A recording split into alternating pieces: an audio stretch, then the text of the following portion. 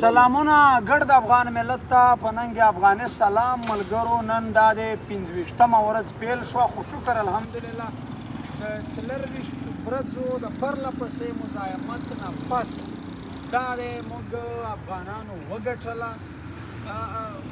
هغه په شعر کې ما ورته ویلي وو چې دا به یادګار جنګ وي د حق او د باطل ترمنځ چې وسلوال دښمن ته زه په خالي لاس ولاړو نو موږ د وخت د مغرورو جنرالانو جابرانو غرور په دغه سړک باندې مات کړ د خاورې سره مو خاورې کړ 24 ورځې مو په خپل سپېڅلي مزاحمت خپله بریا لاسته راوړه مونږ کامیاب شو مونږ ګټونکي شو او د پنجاب دا مغروره جنرالان مات شول چې دوی ویل چې علي به زموږ نه بخښنه غواړي او مقصد د هغې نه پس به یې رها کوو نورې ورځې به دلته خیمه لګېدلې وه نن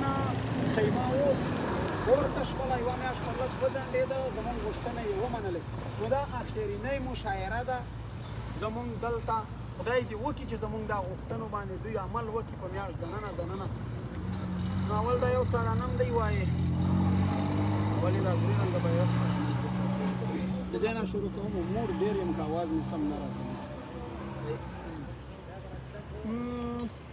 وطن درې رنګه بیرغ دی ځکه نشي زغمی وطن درې رنګه بیرغ دی ځکه نشي زغمی خپل د میندې په پردیو بیرغونو باندې چې خپل مو مالګې دوړوي په پرهرونو باندې له پردو څنګه ګیله وکړو په ظلمونو باندې چې خپل مو مالګې دوړوي په پرهرونو باندې دا د پرلت د مزاحمت د ډګر اخري ملګري مونږ یو دلته پاتې وایي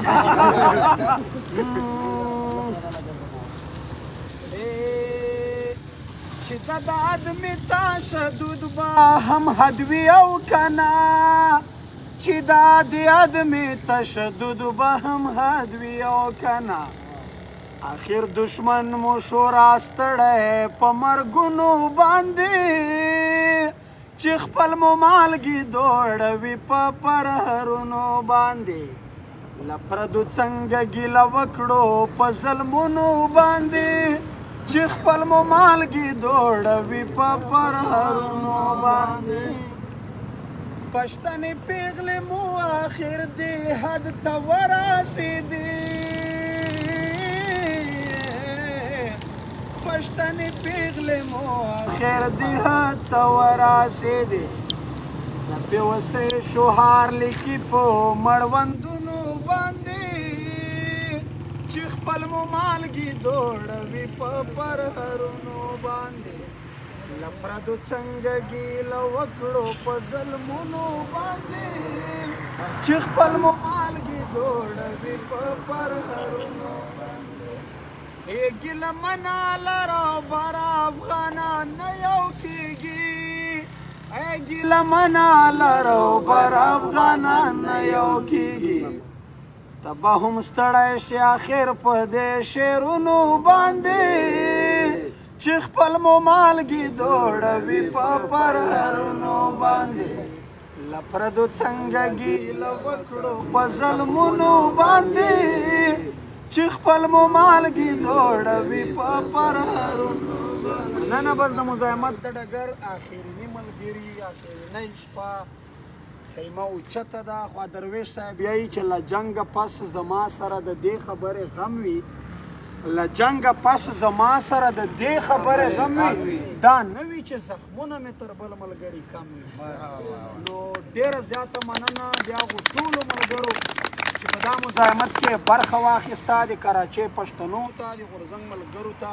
سور سلام چې د خپل کار روزګار د خپل غربت باوجود یې دلته شپې ورځې رڼې کړې له هر قسمه سختۍ ځانونه تېر کړل خو خپل کام ته یې بریا او د خپل کام هغه هدف یې وګټلو نو خدای دې وکړي چې لر او بر چې څومره هم په نړۍ کې افغانان مېشت دي چې دا ټول سره یو موټی یو لاس شي او یو خپلواک وطن یو خپلواک ټاټوبی ولرو او د ازادۍ په ازاده فضا کې ساه واخلو ډېره زیاته مننه چې هر چا په دې پرلت کې زموږ سره هر قسم کومې خور ورور زموږ سره په سوشل میډیا غږ بدرګه کړی دی د هغې ټولو د مینې او ملتیا لوی افغانستان